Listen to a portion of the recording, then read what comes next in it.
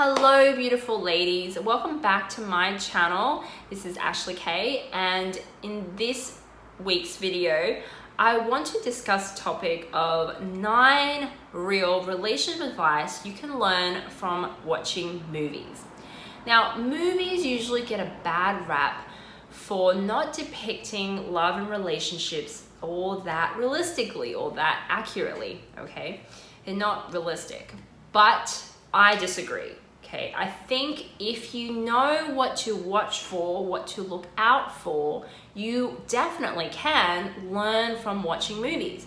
Because, you know, most of us, unless you're lucky, most of us do not have positive role models to show us what a good relationship looks like.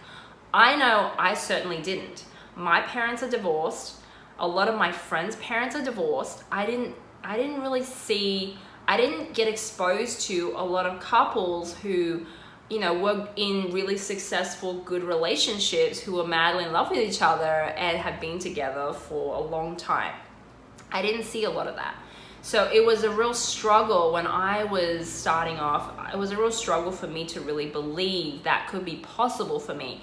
And you know, if you don't have that in your everyday life, if you don't see role models, you don't have people to show you it's possible, the next best thing is movies. Movies can show you what is possible if you know what to look for. So, by the way, these movies are not in any particular order, they're just kind of random, okay? So the first movie is Pretty Woman. Pretty Woman teaches women the behaviors of a high-value, high-class woman, which is kind of ironic because the main character in Pretty Woman, Julia Roberts' character, plays a prostitute, which in society's eyes, most people would, you know, assume a prostitute is really at the bottom of the class ladder, right? Is seen as a low rank in the class system.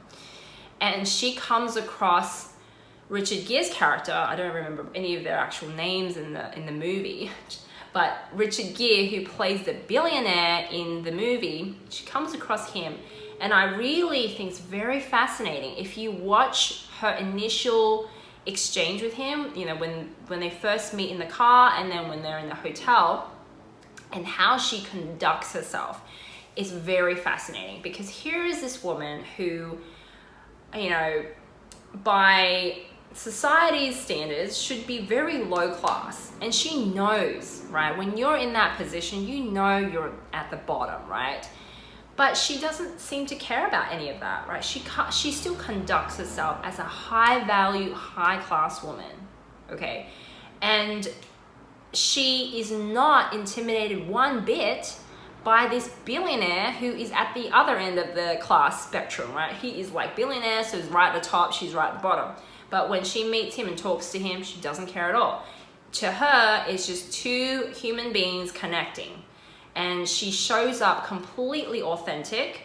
You know, she jokes with him in the car, jokes with him in the hotel, completely her sense of humor. She's not afraid to show she knows a thing or two about cars, wasn't intimidated to show him, wasn't intimidated, joke around with him, to challenge him a little bit, teasingly. And she's just completely comfortable in her body. Even when other people were watching and judging them, you know, she's still like, yeah, that's me. Like, I'm not gonna conform to what you think I need to be. I'm just gonna be me. And she also doesn't act like a slutty prostitute either. She's just herself. And there's a great lesson to learn there.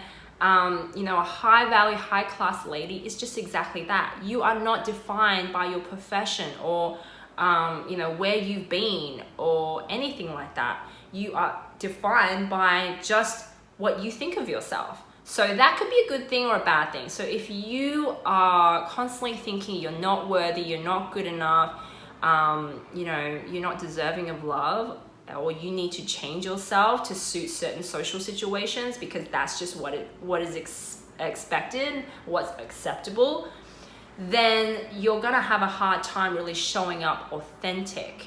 Okay, because a high value woman loves herself inside and out. She's not afraid to be herself.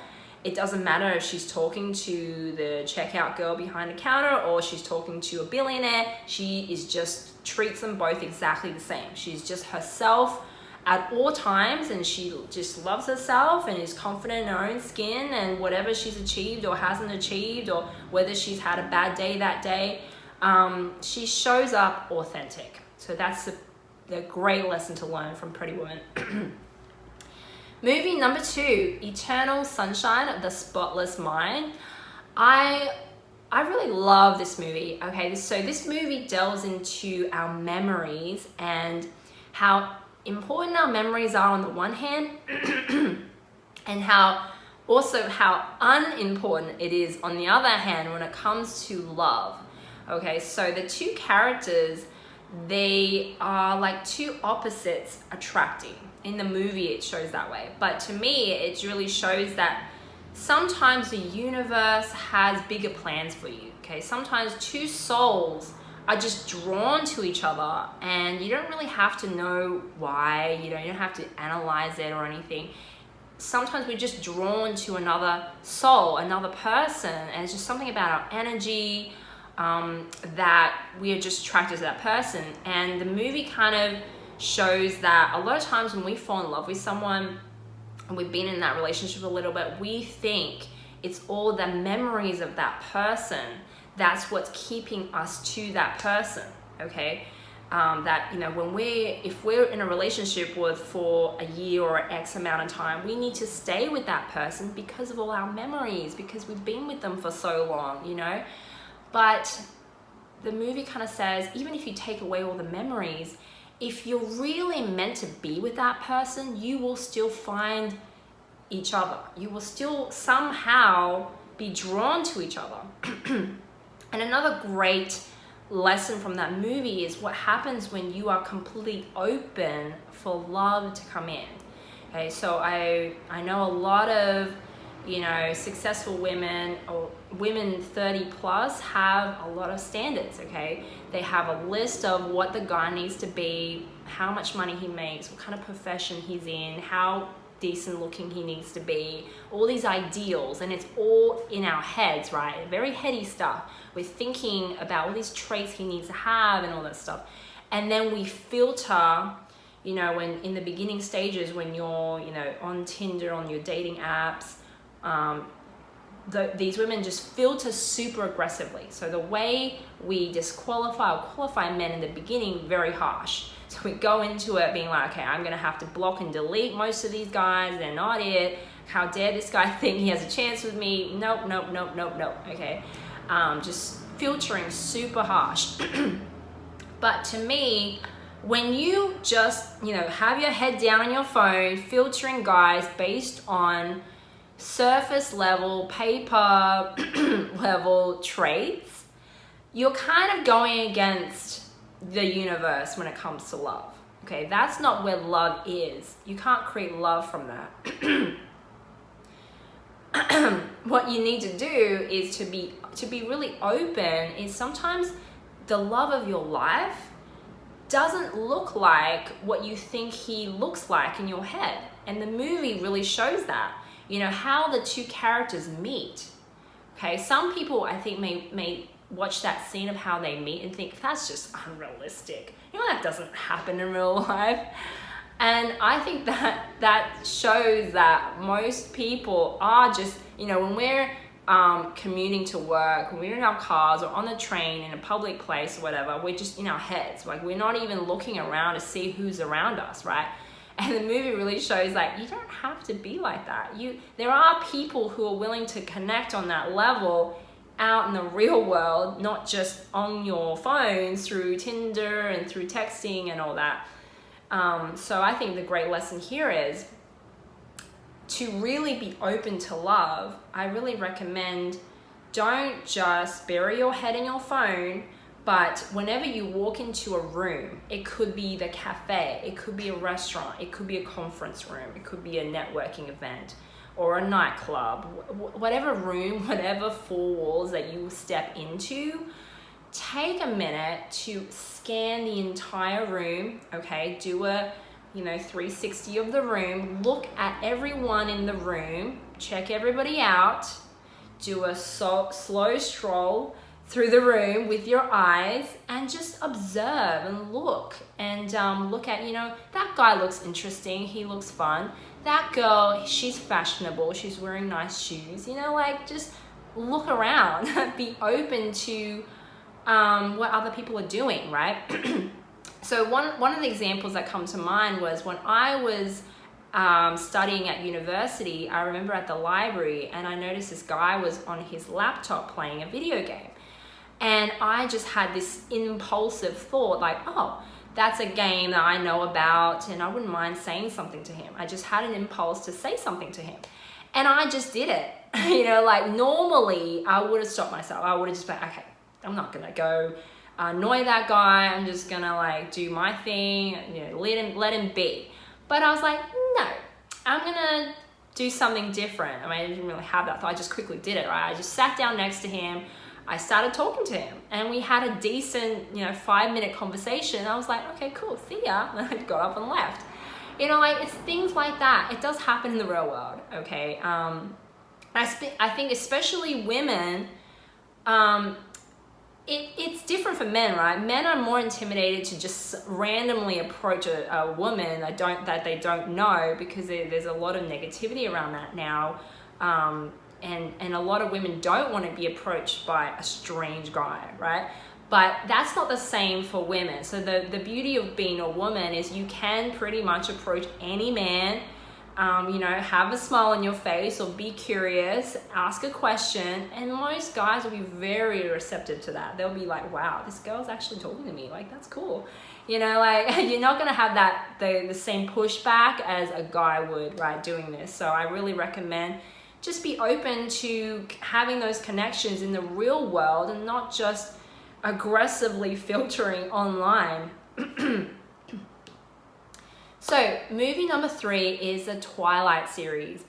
Believe it or not, it took a long time for me to watch this series because I just thought they were these teeny bopper movies, right? For about teenage love, and it was gonna be stupid and really boring, right? But then a few years ago, my husband told me he was a massive fan of these movies. He really liked them. And I was like, really? You like them? So I was really surprised that he was into the Twilight series because I thought they were, teeny bopperish. So, and believe it or not, a lot of guys are big fans of the Twilight series. So anyway, I decided at that point, okay, I was going to give it a shot. So me and my husband, we sat down and we did a Twilight series movie marathon, watched the entire series, and I was pleasantly surprised. I think what was great about the Twilight series is, most romance movies and love stories, they only really focus on the beginning stages of falling in love, right? If you look at Romeo and Juliet, even The Notebook, most of the movie is about how the two people fall in love. It doesn't really cover what happens after that. And a lot of times it's like, okay, these two people fall in love and then they die, or one of them dies, right? And it's just become so cliche now where the love story is two people fall in love and then someone dies because they have cancer, So what I thought was great about the Twilight series is not only does it depict romantic love really well, I just thought the way they depicted Bella falling in love and the emotions that she has, it was just so, for me, I thought it was really realistic. The way she was just so in love with Edward, I was like, oh wow, this really is what it's like. So if you haven't fallen in love with in a little while, maybe you want to watch this movie to kind of remind yourself, oh yeah, this is what falling in love feels like, right? But it also does a good job of transitioning to real love. So in particular, the last movie, it shows, Bella in the last movie, she kind of looks like death, right? She kind of looks pretty crappy. And even what she goes through in the last movie, even though it was really dramatized, it's pretty realistic as well, what she goes through and how she looks. So even though, okay, you have to kind of get over the whole fantasy element of it, you know, overlook the vampires and the werewolf stuff if you're not into fantasy. Obviously that part is not realistic, but the human relationship part was pretty realistic, pretty accurate to me. And and the way it's spoken from a woman's point of view, you know, I thought that was really unique too, because a lot of times, a lot of other romance movies is more about how the guy kind of woos the girl, whereas this one, it was more from the perspective of the woman, and I thought that was really good. So yeah, the Twilight series, great to watch to remind you what romantic love looks like and how it can turn into real love, and how actually that's pretty realistic. So movie number 4, movie number 4 is Groundhog Day. Surprise! Most people probably wouldn't think Groundhog Day is like a love story, but it really is, okay? So the movie depicts of a guy who is very arrogant, very smart ass, very cocky, thinks he's really awesome and stuff like that. And he's a news anchor, right? And he, something happens, and some weird thing happens, and he ends up repeating the same day over and over and over again, like Groundhog Day, right?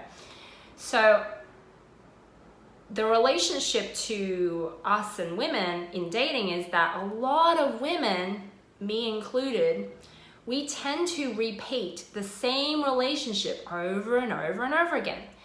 Okay, so if they're with different guys, different looking guys and everything, maybe guys slightly different personalities, but really kind of the same relationship over and over and over again. And I thought this movie was a great example of what happens, first of all, when someone doesn't learn from the mistake, okay? So when Bill Murray's character in the movie just doesn't change. When he doesn't change himself, the day just loops over and over and over again. And he, you know, when it comes to love, he, in the beginning, was just trying to get women using surface level tactics, okay? Cheesy pickup lines, not really being himself, because even though he acted like he was all cocky and confident and arrogant, deep down, he didn't really like himself. He didn't think he was that, he didn't really love himself, because he would change, you know, his behavior based on, you know, like when he was dating the women in the movie in the beginning, he would try all these cheesy tactics. He wouldn't be himself. And when he would try to rush him along to get sex, you know, what he wanted. And they would never end well, always ended badly. And, you know, he was actually just a very bitter and sad man, really. And then the movie shows that as he does learn from his mistakes, as he makes new choices in his life, as he then transitions or transforms himself, he becomes a new man. He loves himself. He starts to love himself more. And as he loves himself more, he gets in touch with that more caring, nurturing side of himself. And that's when he was able to, you know, on the other side of that, get the girl of his dreams, fall in love, and break out of that loop, okay? Break out of that cycle. I think this shows, it's like women in dating too, and this is something I had to go through when I was repeating the same relationship over and over again with different guys. I eventually figured out I had to change, okay? You can't if you want a different solution in the outside world, you can't do that if you just expect to stay exactly the same. If you don't work on yourself, your results in the outside will not change. It just doesn't work that way. If you want a different result than you previously got, then you need to work on the inside. You need to change yourself. Okay, you need to, you know, love yourself more. And the movie shows how he loves himself more, how he starts investing in himself. And once he started doing that, then he was able to get in touch with that more caring, loving side, and then actually care about other people than about him. Because when you don't feel like you get enough, if you feel you don't get enough love, because you're not giving enough love to yourself, you're going to try to just steal it from other people, like a quick fix. But that never works. That never works in the long run. So movie number 5 is 50 Days of Summer. This movie teaches you the importance of letting go when the other person doesn't love you as much as you love them. So sometimes we love someone so much, we think they're like the perfect person for us, that we just hold on. We want to hold on. We want to try harder. We just don't want to, do more, thinking that somehow if we tried harder, if we did more, if we were more patient, if enough time went by of us loving them, that they will love us back.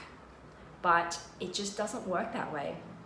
And the movie shows it's a perfect example. The faster you can let go and move on from someone who just doesn't love you the same way as you love them, the better off you'll be. Movie number 6, Far from the Madding Crowd. So this movie depicts this very strong modern woman, even though it's a period movie. So I think it's set back in the 1800s or something. Not sure of exact time period, but even though it's set back some time, it really shows what modern women now are going through and the way we're picking men. So the main character in this movie is presented with 3 different guys. And it's very interesting the way she treats them and picks them, who she picks, how she picks them. A great lesson to learn at the end too is that sometimes when you're too strong, too independent, too successful, you can be also too prideful to make a first move with a guy that you really like or really love. Know that, when you know a guy is the one for you, sometimes that being too prideful stops you from making the first move and telling him exactly how you feel about him. And usually that is, I love you, I want to be with you, I surrender to you, and all that kind of stuff, to put yourself in that vulnerable position. And the movie kind of shows what that main character had to go through to finally overcome that pride, because she's very prideful. Okay, so yeah, a really good movie. I think you can identify if you're a strong modern woman. Movie number 7 is I put 2 movies here because they're both sort of similar, Drive and The Bodyguard. So I've met a lot of guys who love these 2 movies. They absolutely can identify with these movies. And I think the reason for that is a lot of men want to be a real evolved man, a real leveled up kind of man. They want to level up to be a real man's man. They want to be, a masculine, mature, best version of themselves man. But a lot of times they may not have that in their life, or they're not quite there yet, and they're still a boy. So these movies, I think, not just resonate with men in that way, but I think for women, what women can take out of it is what a real masculine man, I think a real decent man looks like, and the things that they value. Okay, so one of the things that is through both of these movies is a man's instinct to want to protect a woman with his life. So if a man loves a woman, he's not going to hesitate to jump in front of a bus for her, to jump in front of a bullet, to lay his life down for a woman. That's just fact. Guys would do that if he's fully in love, if he fully trusts you and feels safe with you, and he goes all in with you, that's what he's gonna do. He's not gonna hesitate. And I know my husband would not hesitate to jump in front of a bullet for me. He would risk his life, you know, to save me, for me and our daughter. He wouldn't even think. He would just do it. And that, I think, is something I absolutely, you know, I have the highest respect and appreciation for men in general, for their ability to do that, or their instinctual ability to want to protect a woman, to lay their life down for a woman in that way. And it really gives me chills, because I don't think, you know, like, I know women, we think we're strong and independent, we can do everything, we got friends around us, but you know, women just don't, we wouldn't really do that. Maybe we would do that for our kids, our babies, but how many of your friends would really jump in front of a bus for you, you know? So that's why I do think it's important to have a man in your life, a man who he is in that role of wanting to protect. There's something really beautiful about that partnership. Movie number 8 is 50 Shades of Grey. So this movie is great because it really shows you how to spice things up in the bedroom, and it shows the I guess what women really want and desire in the bedroom, especially if you're a very capable, successful, dominant woman in your careers. A lot of times we want to be the opposite in the bedroom, right? We want to be dominated in the bedroom. We don't want to always be in control. We want to let loose, be in our feminine self, right? And I think a lot of really nice guys, gentlemanly guys, they think what we want is to be nice and soft and slow and romantic and just like look deeply into each other's eyes type of thing, when that's fine some of the time, but sometimes we want to just be taken, you know, like we just want a guy to ravage us, to push us over the edge. You know, sometimes when you meet a really awesome guy but he's like not quite getting it in the bedroom, maybe, you know, watch 50 Shades of Grey together. Maybe tell him what you would really like, because a lot of guys, they want that, but they just think, they assume wrongly that women want it nice and soft and slow, right? So a good way to, you know, enter that conversation about sex with a guy. And the last movie number 9, Pride and Prejudice. I'm not usually a fan of period films, not a big fan, but this one just happened to pop up on Netflix one day, and I was like, why not? Nothing else to do. So I watched it, and I was once again pleasantly surprised. It was a really good movie, in fact. And I thought the theme of the movie is, it really shows, the theme of the movie is, should you choose money or love when it comes to marriage? And interestingly enough, that theme was just as relevant back in the 18th century as it is now. It hasn't changed. You know, a lot of very successful women, a lot of times they're focused on the external, you know, what profession he has, how much money, what he's accomplished. Nothing wrong with that, by the way. And I completely get, you do want a guy with some kind of accomplishments. You don't want a loser, you know, still living with mum in the basement with no career, no job. You know, I don't want that, those kind of guys. But with that said, kind of goes back to my point earlier about love and love and using head too much, okay? We just, a lot of times, especially smart women, think that they can outsmart the system, you know, outsmart, I don't know, the universe by disqualifying too much in the beginning, way too much. So if you do that, if you try to control too tightly in the beginning, you're really sabotaging yourself in the end, because you're not allowing that free-flowing energy of love to possibly come in. So it's like, how I think of it is like the funnel in my book Irresistible Dating Method, I talk about the upside down triangle, or the funnel, right? The funnel is like really big at the top and narrow in the bottom.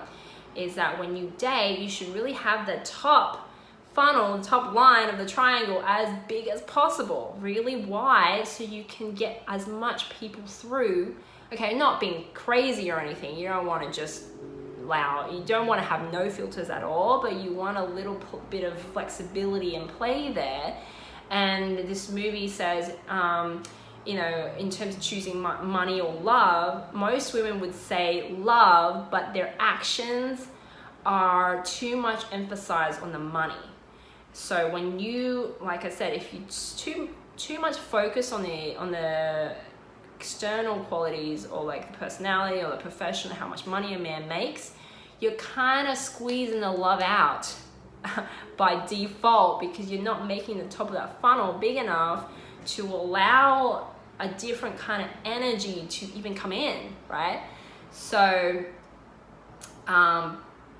once again, I just want to say, I'm not saying you should just choose love and ignore, you know, money, ignore, you know, because we do need money to live and do things, pay the bills, and it does affect a certain type of lifestyle. And I totally understand, you know, money is important as well. But when it comes to love, in the beginning anyway, you should factor both in, and to allow your heart to be big enough, or your funnel to be big enough, or at least a little bit, so enough other kind of guys can come through. You give some guys a shot that you normally wouldn't have. Maybe just practice on some guys and see what happens. Be open. Don't have too many expectations to start with. Don't try to overly control to start with, or else, yeah, you're really going to limit the actual love that's going to come through.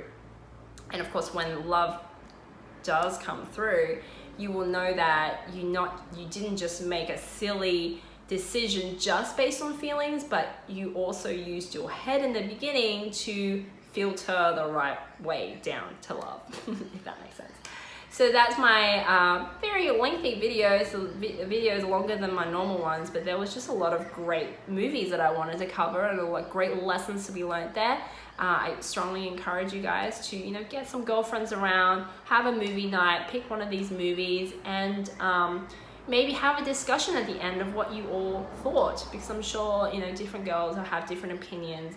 And I think when you sit down and have a discussion about a movie or a book, kind of like a book club, but a movie club, it teaches you how to form opinions about things. Okay, having opinions about certain topics, different topics, really builds your character, makes your character more interesting. And it really also, it comes under the self-discovery part of love. Okay, to really love yourself, you need to know yourself. But how do you know yourself if you don't know what you think about certain topics? This is a great doorway in when you discuss a certain topic after watching a movie or reading a book. You get to figure out what your opinions are and practice articulating your opinions. So then, you know, when a guy shows up, you have lots to say, but, you know, not just for men, obviously for dating guys, but you now know a little bit more about yourself. Okay, now you know a little bit more about yourself. Now you like yourself a little bit more, and that's always great. So that's my video this week, and I will talk to you soon next week. Bye.